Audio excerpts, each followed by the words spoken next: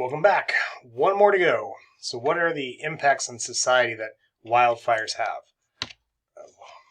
Besides the obvious burning houses, killing people, there's other health effects that are kind of, secondary to the primary hazard of the burning of the fire.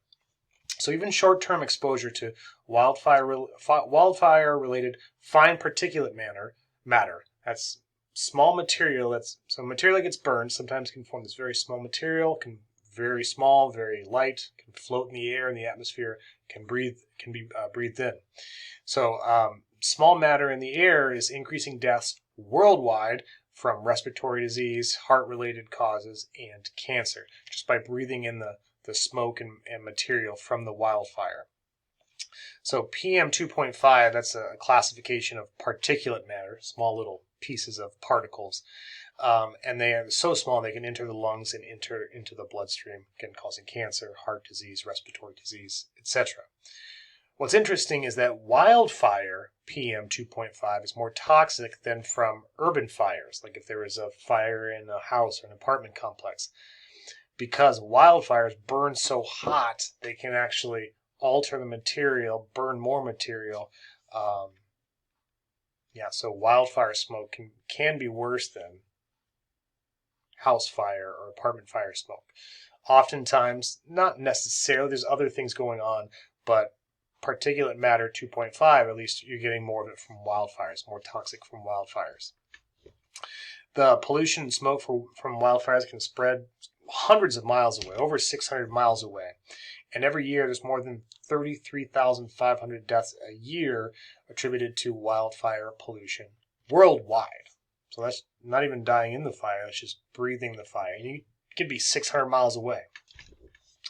As far as in the U.S., smoke from wildfires in the western U.S. can blanket much of the country, since most of the weather moves from west to east. So if you get a lot of fires in the west, well, that smoke's going to blow east, blanketing much of the country in a thick smoke, thick haze, creating unhealthy air quality all the way over to the East Coast. Some people that are more susceptible to this are older adults, pregnant women, children, people with pre-existing respiratory conditions, heart conditions are all more vulnerable. It'd be interesting to see also how COVID maybe plays into this. Excuse me. So what do you do? If there is a wildfire, what do you do? Keep windows and doors closed. Run an air conditioner. That's recycling the clean air in your home. Do not use anything that burns, candles, fireplaces, etc. Do not vacuum, because vacuum can stir up particles, some of that PM 2.5, those small particulates already inside your home. And obviously do not smoke. That just puts more pollution into the air. Smoke tobacco or anything else, whether it's legal or not. Smokers are jokers.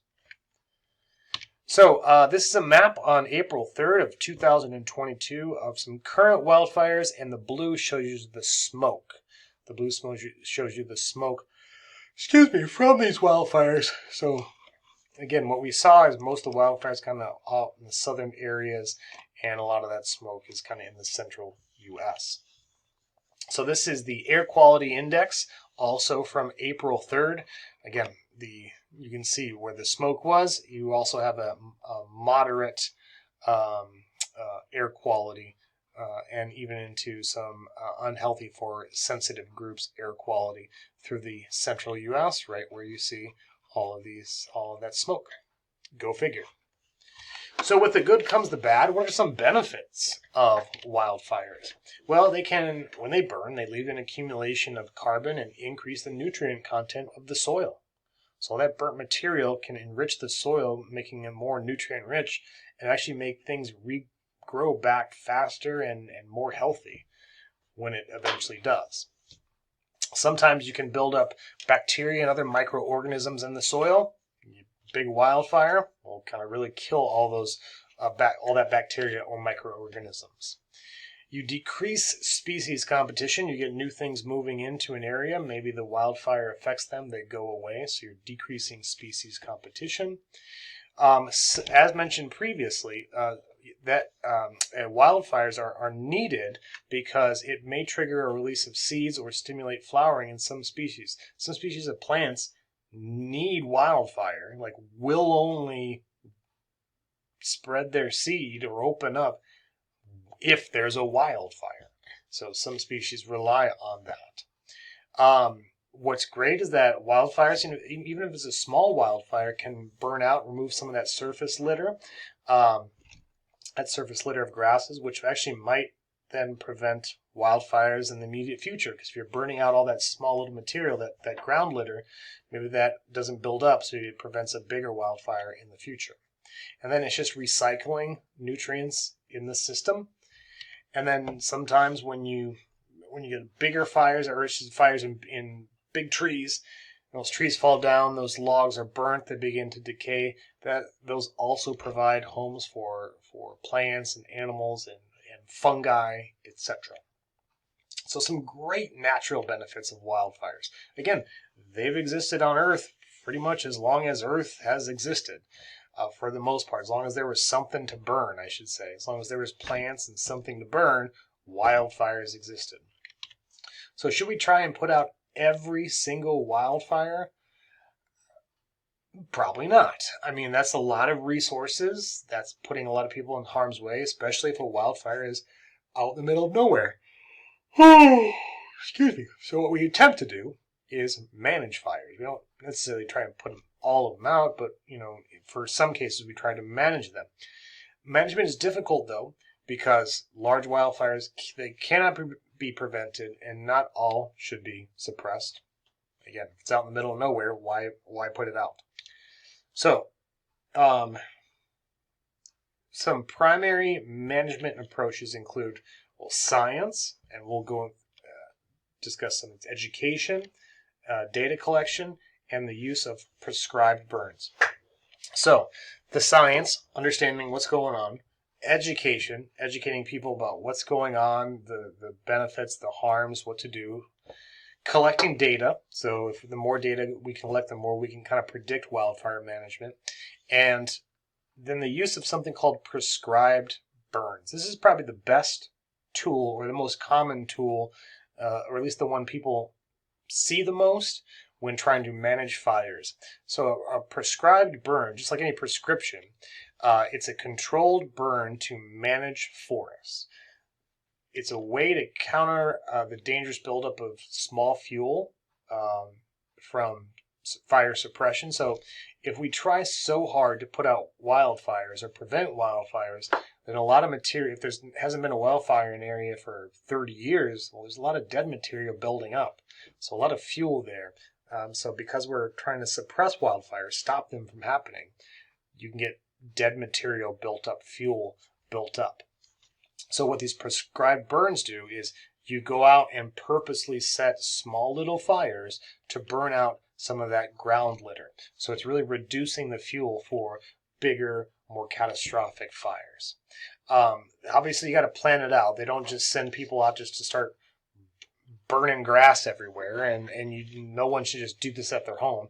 These are wildland firefighter professionals that look at these areas and figure out where do we need to have little small prescribed burns so that bigger burns don't affect these houses or these buildings or injure these people. So some tools of the trade for wildland firefighters include what I'm about to show you. So this is wildland firefighters. Their tools are, this is the can for a prescribed burn. So this is what, they have a fuel in here, and it kind of drips out, and they can set little fires. But the tools of the trade for wildland firefighters, usually these fire retardant clothing. I don't know why yellow shirts and green pants is what they come in, but that's what most of them wear.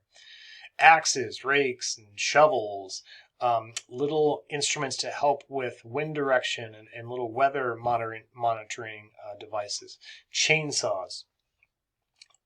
What is the biggest difference you see here between a wildland firefighter and a normal firefighter? What tool are they missing? What tool do you not see wildland firefighters have? Which is probably the most common tool that people think about when thinking about a firefighter.